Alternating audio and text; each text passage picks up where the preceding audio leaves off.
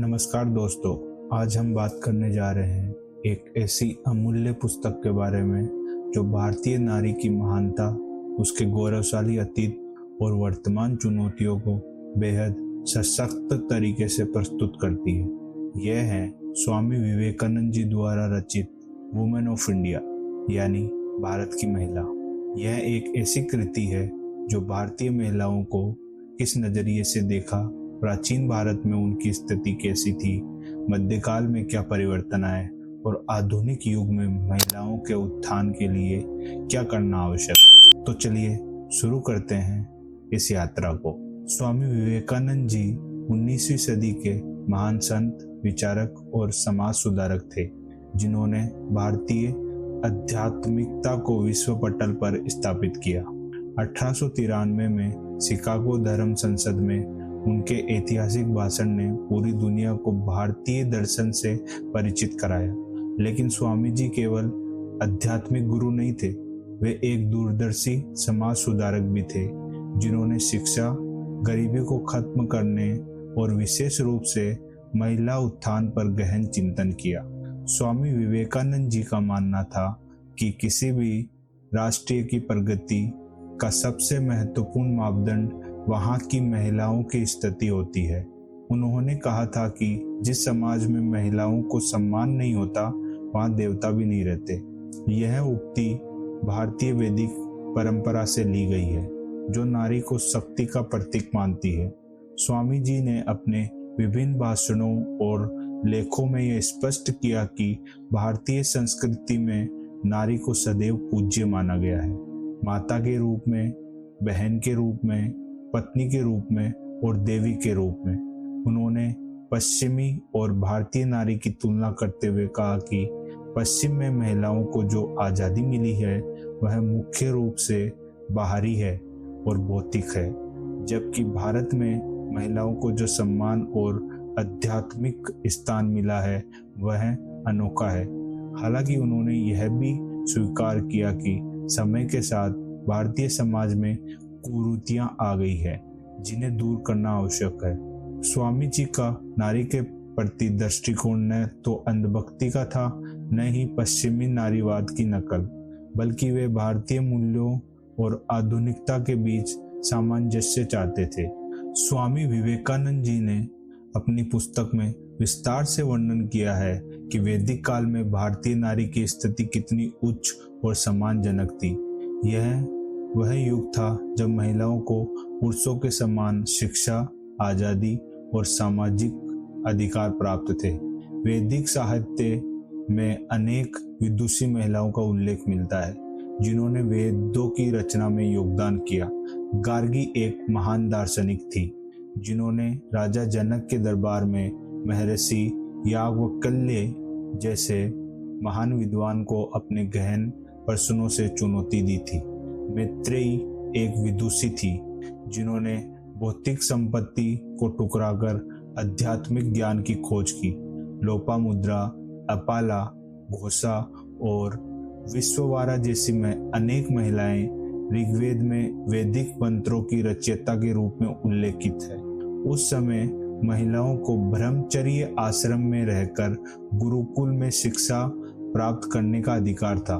वे वेदों का अध्ययन करती थी, यज्ञों में सक्रिय भागीदारी करती थी और शास्त्रार्थ में भाग लेती थी।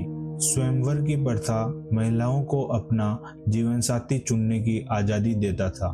विधवा विवाह समाज में स्वीकार्य था और कलंक नहीं था। संपत्ति में महिलाओं का अधिकार था और वे व्यापार और अन्य व्यवसायों में संलग्न थी। पर्दा प्रथा का कोई अस्तित्व नहीं था और महिलाएं समाज में खुलकर घूमती थी। रानियां युद्ध में भाग लेती थी और राजनीतिक निर्णयों में उनकी राय का महत्व होता था। स्वामी जी ने इस युग का वर्णन करते हुए कहा कि यह भारतीय संस्कृति का वास्तविक स्वरूप है और हमें इसी परंपरा को पुनर्जीवित करना होगा। स्वामी विवेकानंद जी ने दुख और चिंता के साथ उल्लेख किया कि मध्यकाल में भारतीय महिलाओं की स्थिति में भयानक गिरावट आई। लगभग 1000 ईस्वी के बाद जब भारत पर विदेशी आक्रमण शुरू हुए, तब समाज में अनेक परिवर्तन आए जो महिलाओं के लिए प्रतिकूल साबित हुए। मुस्लिम आक्रमणकारियों द्वारा महिलाओं का अपहरण और उनके साथ दुर्व्यवहार आम बात हो गई। इससे बचने के लिए समाज ने कुछ सुरक्षात्मक उपाय अपनाए जो धीरे धीरे कुरीतियों में बदल गए। पर्दा प्रथा शुरू हुई ताकि महिलाओं को आक्रमणकारियों की नजरों से बचाया जा सके। बाल विवाह की प्रथा इसलिए शुरू हुई ताकि लड़कियों को जल्दी से जल्दी परिवार की सुरक्षा में लाया जा सके। सती प्रथा का विस्तार हुआ क्योंकि विधवाओं को दुश्मनों द्वारा पकड़े जाने का भय था। धीरे धीरे ये प्रथाएं समाज में इतनी गहराइयां से जड़ें जमा गई कि लोग उन्हें धर्म और परंपरा का हिस्सा मानने लगे। महिलाओं की शिक्षा पर रोक लगा दी गई, उन्हें घर की चारदीवारी में कैद कर दिया गया। विधवाओं के साथ अमान्य व्यवहार शुरू हुआ, उन्हें समाज से बाहर कर दिया गया। दहेज प्रथा ने विकराल रूप ले लिया, महिलाओं को संपत्ति के अधिकार से वंचित कर दिया गया। धार्मिक और सामाजिक कार्यों में उनकी भागीदारी कम हो गई। स्वामी जी ने स्पष्ट किया कि ये कुरीतियां भारतीय संस्कृति या हिंदू धर्म का हिस्सा नहीं थी, बल्कि ये परिस्थिति जन्य थी जो बाद में समाज में स्थायी हो गई। उन्होंने कहा कि हमें इन कुरीतियों को समाप्त करके वैदिक युग की महिला आज़ादी और सम्मान को फिर से स्थापित करना होगा। दोस्तों, अगर यह जानकारी पसंद आ रही है तो कृपया वीडियो को लाइक करें और चैनल को सब्सक्राइब करना ना भूलें। अब आगे बढ़ते हैं। स्वामी विवेकानंद जी ने महिलाओं की शिक्षा को सर्वोच्च प्राथमिकता दी। उनका दृढ़ विश्वास था कि जब तक महिलाएं शिक्षित नहीं होगी, समाज की वास्तविक प्रगति असंभव है।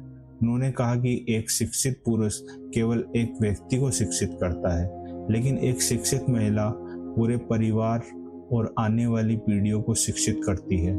माता बच्चे की पहली गुरु होती है और यदि माता शिक्षित है तो बच्चे स्वतः ही संस्कारित और ज्ञानवान होंगे। स्वामी जी ने शिक्षा का एक व्यापक दृष्टिकोण प्रस्तुत किया। उनके अनुसार महिलाओं को केवल साक्षरता यानी पढ़ना लिखना ही नहीं सिखाया जाना चाहिए, बल्कि उन्हें संपूर्ण शिक्षा मिलनी चाहिए, जिसमें धर्म, दर्शन, विज्ञान, गणित, इतिहास, साहित्य, कला और व्यवहारिक जीवन कौशल भी शामिल हो। महिलाओं को भारतीय संस्कृति, वेद, उपनिषद, गीता आदि का ज्ञान होना चाहिए ताकि वे अपने जड़ों से जुड़ी रहे। साथ ही उन्हें आधुनिक विज्ञान और तकनीक की शिक्षा भी मिलनी चाहिए ताकि वे युग के अनुसार स्वयं को ढाल सके। व्यापार से संबंधित शिक्षा और कौशल प्रशिक्षण भी अत्यंत महत्वपूर्ण है, क्योंकि इससे महिलाएं आर्थिक रूप से आत्मनिर्भर बन सकती है। व्यापार से संबंधित शिक्षा और कौशल प्रशिक्षण भी अत्यंत महत्वपूर्ण है, क्योंकि इससे महिलाएं आर्थिक रूप से आत्मनिर्भर बन सकती है। स्वामी जी ने कहा कि शिक्षा का उद्देश्य केवल डिग्री प्राप्त करना नहीं होना चाहिए, बल्कि चरित्र निर्माण, आत्मविश्वास का विकास और समाज के प्रति जिम्मेदारी की भावना जागृत करना होना चाहिए। उन्होंने महिलाओं के लिए अलग शिक्षण संस्थान खोलने का सुझाव दिया, जहां वे सुरक्षित वातावरण में शिक्षा प्राप्त कर सके। उन्होंने यह भी कहा कि गरीब और पिछड़े वर्ग की लड़कियों को मुफ्त शिक्षा और छात्रवृत्ति प्रदान की जानी चाहिए ताकि कोई भी लड़की शिक्षा से वंचित नहीं रहे। इसके बाद स्वामी विवेकानंद जी ने बहुत स्पष्ट शब्दों में कहा कि महिलाओं की वास्तविक आज़ादी तभी संभव है जब वे आर्थिक रूप से आत्मनिर्भर हो। यदि महिलाएं अपनी जीविका के लिए दूसरों पर निर्भर है तो वे कभी भी पूर्ण आज़ादी का अनुभव नहीं कर सकती।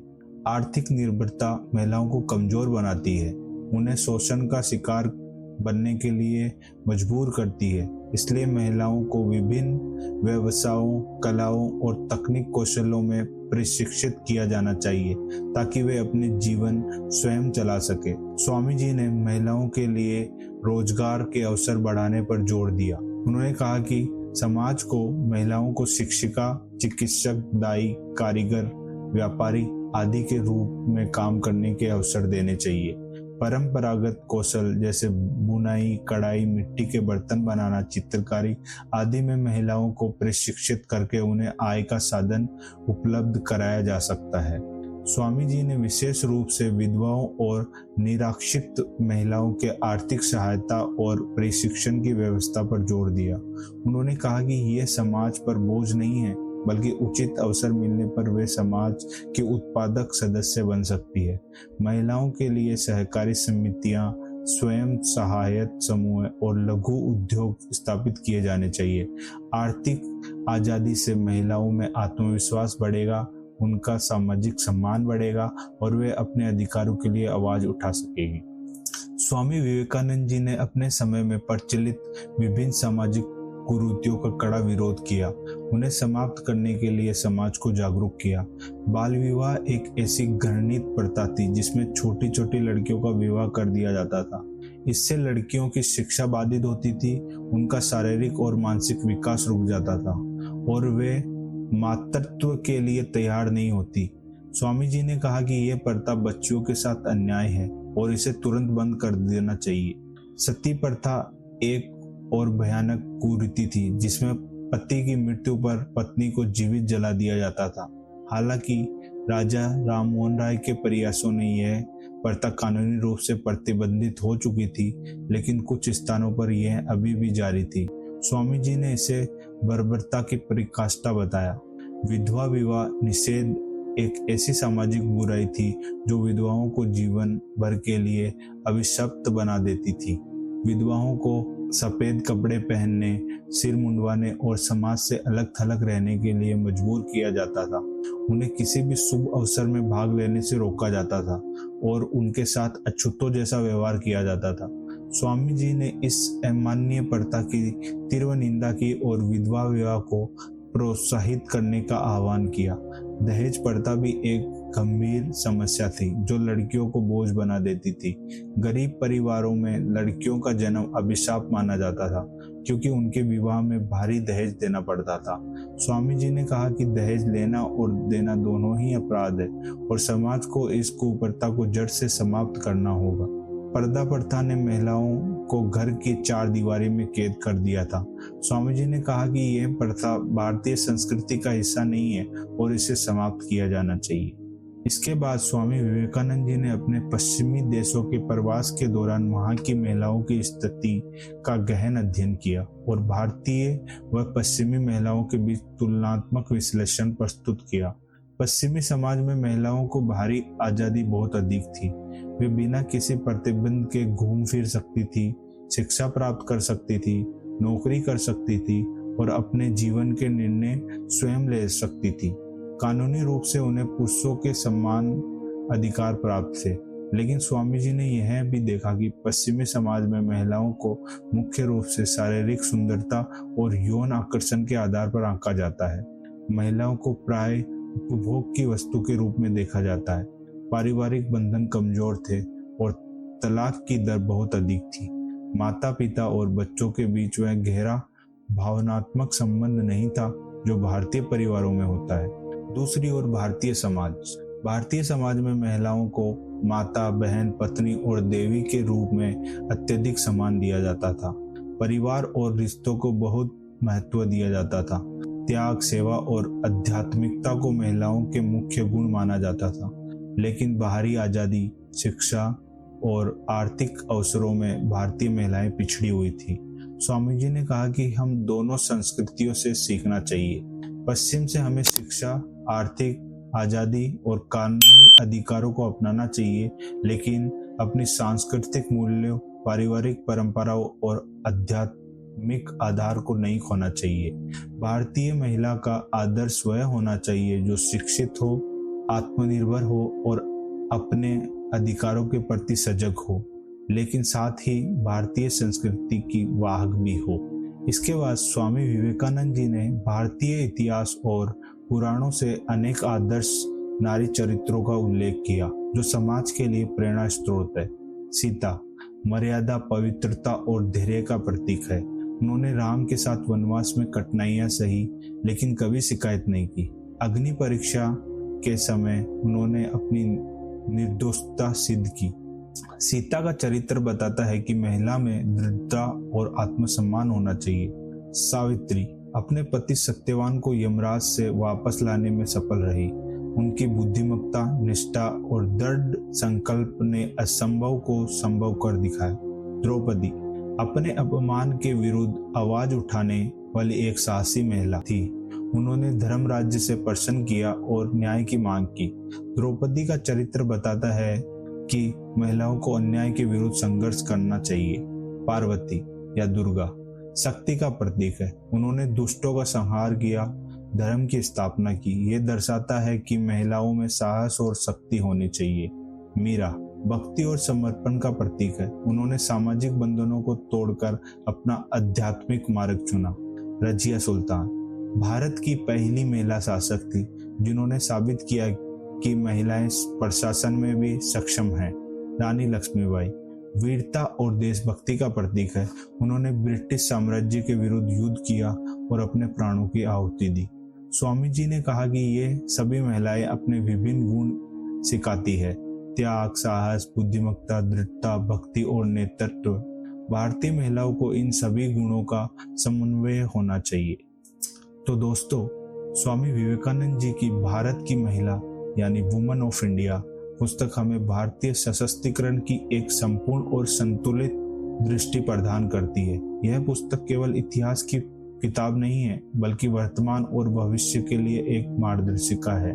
स्वामी जी ने हमें बताया कि भारतीय नारी का गौरवशाली अतीत था, मध्यकाल में उसका पतन हुआ और अब हमें उसे फिर से उचित स्थान दिलाना है। शिक्षा, आर्थिक आजादी और सामाजिक कुरीतियों से मुक्ति, ये 3 स्तंभ है जिन पर महिला उत्थान टिका है। हमें पश्चिमी सभ्यता से सीखते हुए अपनी सांस्कृतिक जड़ों से जुड़े रहना होगा। महिलाओं को केवल अधिकार नहीं, बल्कि जिम्मेदारियां भी समझनी होगी। उन्हें अपने परिवार, समाज और राष्ट्र के प्रति अपने कर्तव्यों का निर्वहन करना होगा। स्वामी विवेकानंद जी के ये विचार आज 21वीं सदी में उतने ही प्रासंगिक है। आज भी भारत में महिलाओं को कई चुनौतियों का सामना करना पड़ता है। हमें स्वामी जी के दिखाए मार्ग पर चलकर एक ऐसा समाज बनाना होगा जहां महिलाएं सुरक्षित हो, शिक्षित हो, आत्मनिर्भर हो और सम्मानित हो। यह केवल महिलाओं का नहीं, बल्कि पूरे समाज का दायित्व है। अगर आपको ये वीडियो पसंद आया हो तो लाइक करें, शेयर करें, चैनल को सब्सक्राइब करना मत भूलें। धन्यवाद। मिलते हैं अगले वीडियो में एक नई किताब के साथ। तब तक के लिए जय हिंद, वंदे मातरम, भारत माता की जय।